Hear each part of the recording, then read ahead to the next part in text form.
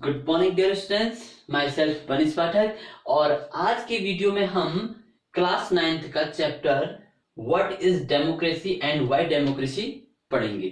Dear students, civics का ये जो चैप्टर है बहुत इंपॉर्टेंट है आपके एग्जाम के लिए। तो हम सबसे पहले ये जानते हैं कि इस चैप्टर में आपके लिए क्या क्या इंपॉर्टेंट पॉइंट्स हैं।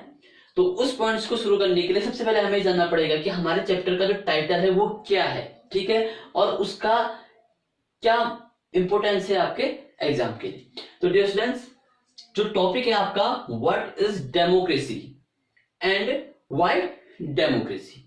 What is democracy may be class 5th class 6th class 7th में आपने अगर स्टडी करी हो तो आपको बेहतर पता होगा कि डेमोक्रेसी क्या है। तो अगर हम कॉमन शब्द में कहें तो डेमोक्रेसी मीन्स क्या होता है? लोकतंत्र।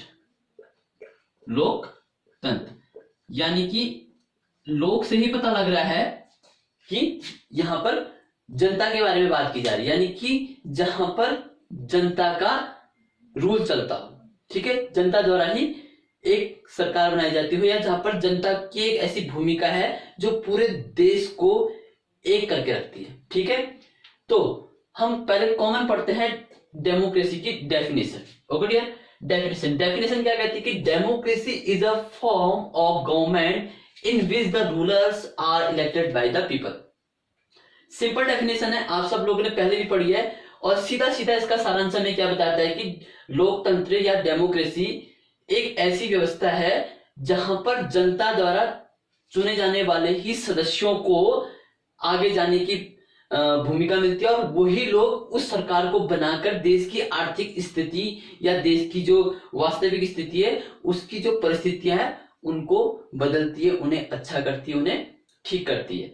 तो कॉमन सी बात है कि डेमोक्रेसी क्या है? जनता द्वारा ही बनाया गया एक ऐसा रूल, एक कानून है जिसके थ्रू सभी को इक्वलिटी मिलती है, ठीक है। अब जो ये डेफिनेशन बनाई गई है ये किन किन लोगों के थ्रू बनी है? आखिर इनमें कुछ शब्द है, जैसे इलेक्टेड हो गया, द रूलर्स हो गया, द पीपल हो गया, या गवर्नमेंट हो गया। ये जो शब्द हैं इन शब्दों का एक खेल, एक चक्र बना हुआ है जो डेमोक्रेसी को बहुत आसानी से समझा सकता है, ठीक है डियर। तो हम इसको समझते हैं छोटे से डायग्राम के थ्रू। आपके सेंटर में लिखा हुआ है डेमोक्रेसी, ठीक है। इसके हमने 4 पार्ट डिवाइड कर दिए, जैसे first is the ruler, second is election, third is people, and fourth is form of government. अब आते हैं सबसे पहला टॉपिक रूलर।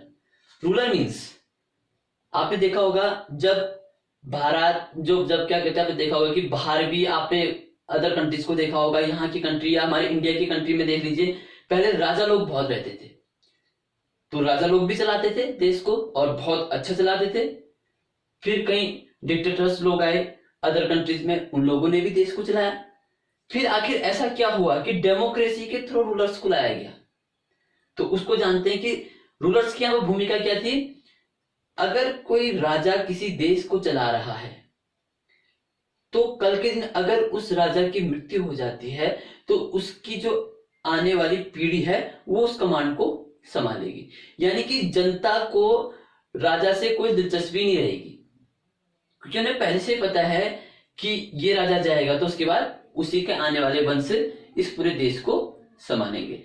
अगर डिक्टेटर्स लोग आते तो वो लोग भी क्या करते, वो लोग भी अपने ही वंशज को आगे बढ़ाते रहते, कोशिश ये करते कि अब हमने देश की कमांड संभाल ली तो हमारे आने वाले लोग या हमारे रिलेशन वाले इस देश पर हुकूमत करें। लेकिन जब ब्रिटिशर्स से हमारा देश आजाद हो गया, स्वतंत्र हो गया, तो उन्होंने क्या किया, डेमोक्रेसी का रूल्स अपनाया। तो उन्होंने रूलर्स बनाए, कुछ नियम बनाए, कुछ लीडर्स को लेके आए जो देश की आर्थिक स्थिति को संभाल सके, ठीक हो गया। अब ये लीडर्स लाया कौन थे वो लोग जिन लोगों ने लीडर्स बनाए, जिन लोगों ने गवर्नमेंट के बारे में सोचा? वो थे पीपल। कौन से पीपल? जो 18 साल की उम्र पार कर चुके थे और देश के लिए वोट कर सकते थे, ठीक है। तो इन दोनों के बीच संबंध बनाने के लिए कौन आया? इलेक्शन, चुनाव। क्योंकि जो रूलर्स थे, जो लीडर्स थे, वो लीडर कहां से उठ के आ रहे थे?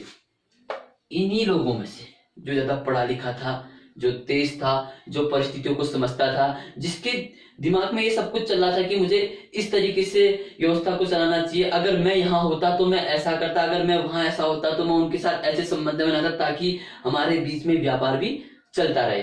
तो इनमें से कुछ अच्छे और ज्ञानी लोगों ने कहा कि हम लीडर बनेंगे। अब लीडर में भी कई लोगों की अलग अलग सोच थी। जैसे हमारे लोकल इलाका होता है, ब्लॉक होता है, तो वहां पर एक विधायक होता है, तो जरूरी नहीं कि एक ही शख्स उठे, 10 लोग उठ सकते हैं, 5 उठ सकते हैं, 4 या 3 या 2। तो वो 2 लोग जब उठेंगे तो कॉमन सी बात है कि जनता भी अलग अलग लोगों को सहयोग करेगी। तो उन दोनों में से कौन ज्यादा अच्छा है, उस चीज को निश्चित करने के लिए इलेक्शन वाला रूल बनाया गया कि अच्छा इसकी सोच ज्यादा बेहतर है उस व्यक्ति के मुकाबले। तो इलेक्शन के थ्रू उन दोनों में से एक जना जीत गया।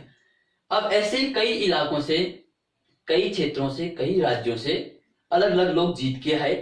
फिर उन सभी जीते हुए लोगों ने अपने ज्ञान का प्रदर्शन करना शुरू किया कि हम कैसे देश की सड़कें सुधार सकते हैं, हम देश के किसानों के साथ कैसे न्याय कर सकते हैं, कैसे हम वहां के लोगों के लिए खाने की व्यवस्था कर सकते हैं, उस गांव की हालत कैसी है, कैसे हम बिजली पहुंचाए। ये सब चीजें एक जगह पर आई, वो क्या है, गवर्नमेंट। वहां पर जब कई सारे नेता लोग बैठ जाएंगे, उसके बाद जब वो अपने देश की स्थिति को बेहतर बनाने की कोशिश करेंगे, तो वहां पर कई सारे विचार आएंगे। उस विचार की जो एक गोष्ठी होगी, जो वहां पर बैठने वाली मीटिंग होगी, उसको हम सरकार कहेंगे। वो सरकार पूरे देश को चलाएगी।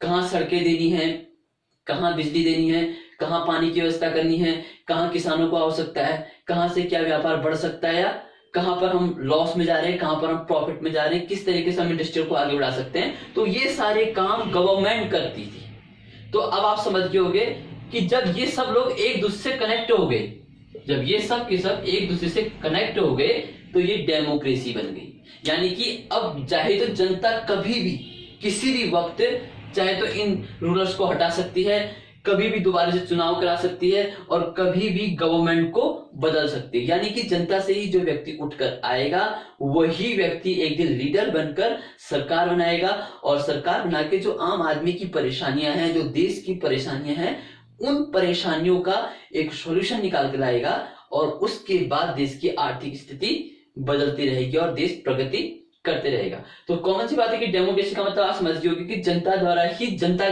के चुने गए वो लोग जो सरकार बना के जनता के ही हित में काम करते हैं, उसी को हमने डेमोक्रेसी का नाम दिया। तो डियर स्टूडेंट्स, आप इतना समझ गए होंगे।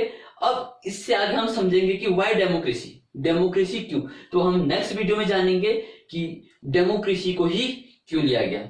सो डियर स्टूडेंट्स, अब आप इससे रिलेटेड कुछ टॉपिक्स, कुछ नोट्स खुद बनाएंगे, और अगर आपको कोई प्रॉब्लम होती है तो आप इस वीडियो के नीचे जो कमेंट है वहां पर कमेंट करेंगे, और उसके बाद आप लोगों का सॉल्यूशन निकाला जाएगा। तो dear student, thank you so much.